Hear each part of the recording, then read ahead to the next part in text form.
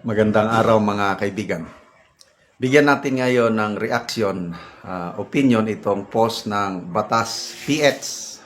Sabi niya, Law Professor Galahad P. Benito believe that the recent developments on the impeachment case of VP's Vice President Sara Duterte, which cause fiery yung matindi, fiery debates, are likely to encourage students to take up law. He said that many students enrolled in law school because they were inspired by current events such as the Ninoy Aquino assassination, the EDSA uprisings, Congress hearings, or corruption in government. Yan. Attorney Galahad P. Benito. Ay, hindi nakalagay dito kung anong eskwelahan siya nagtuturo. And ako, my personal opinion is I agree. Kasi kahit ako, nagkaroon ako ng interest tungkol sa batas.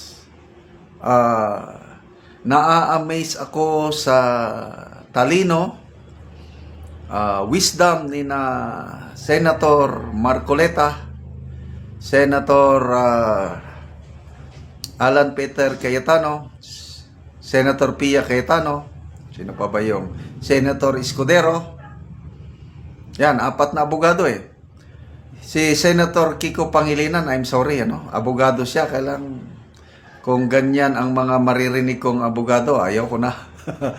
But kung itong 4 na senador, yung kanilang balitaktakan, mga debate, talagang nakaka-inspire nga.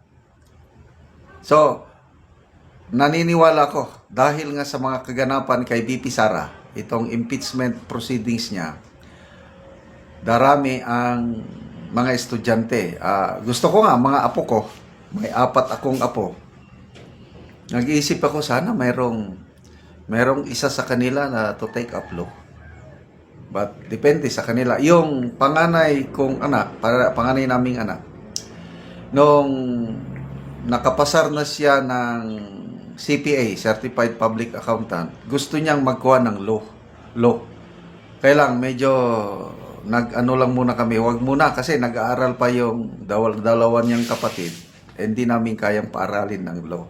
But gusto ng panganay kong anak kasi nga maganda daw na combination yung accountant ka at the same time lawyer. Okay. Yan daw ang narinig ko lang ito, ang mga pinakamahirap daw na mga board exam, mga examination sa gobyerno, yung bar at saka accountancy. Kaya kung maka-meet kayo ng abogado at the same time accountant, ay talagang matindi yan. Okay, balik tayo sa nakakaawa yung kulang kaalaman sa batas.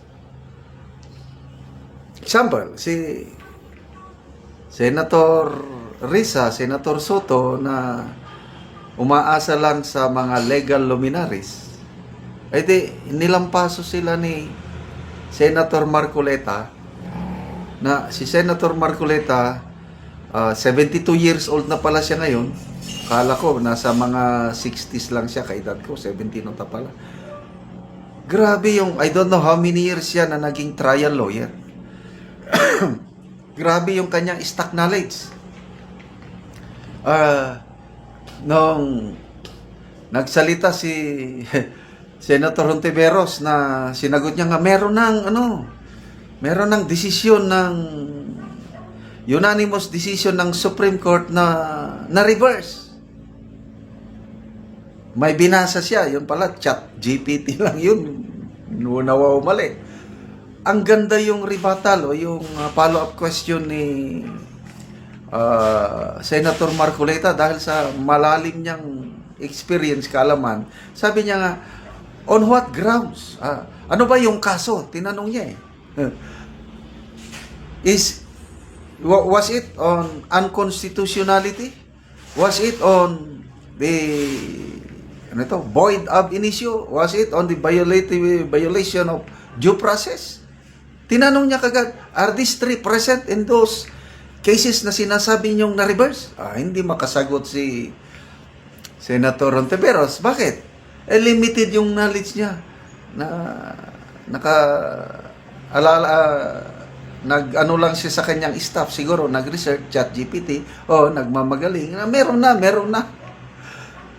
So, yung dalawang binanggit niya, yung isa, wow, mali.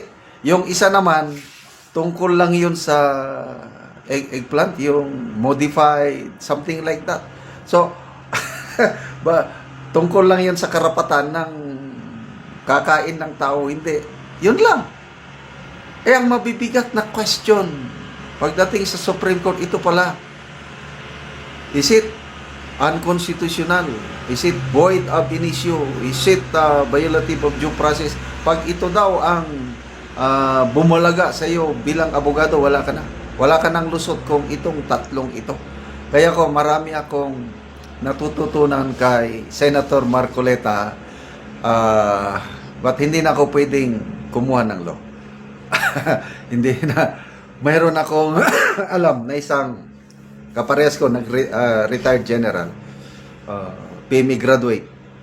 Hindi ko na lang banggitin ang pangalan. Na-surprise ako, nag-post siya. Natapos niya na yung law proper niya, yung juris, bar exam na lang ang hinihintay. Sabi ko, wow!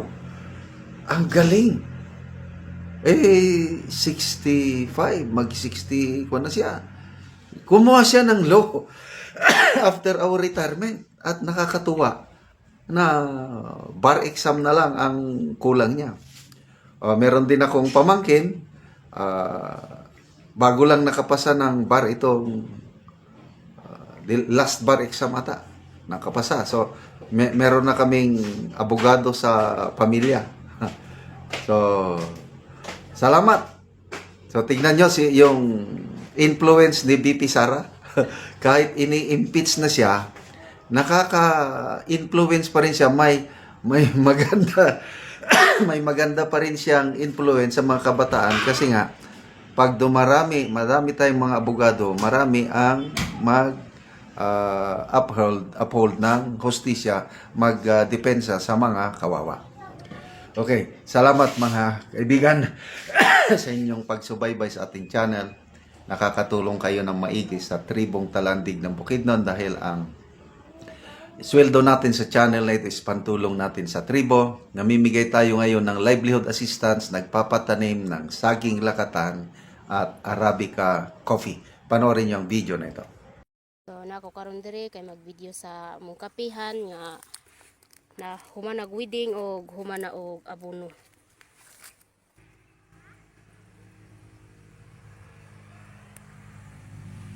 So maayo gid kay ang turok sa linghod nga similya ikumpara sa gulang nga similya. So mo ni siya ang gulang na nga similya. Kani linghod pa nga similya, so tiada og tambok gid kay siya. So kanita na ang among kape nga among gitanom 500 ni ka punuan. So salamat gid kay sa Ginoo og sa nag-sponsor ani nga makapananom mig kape aron na ami ka makuhaan og pangwarta aron sa alang sa among mga eskwela.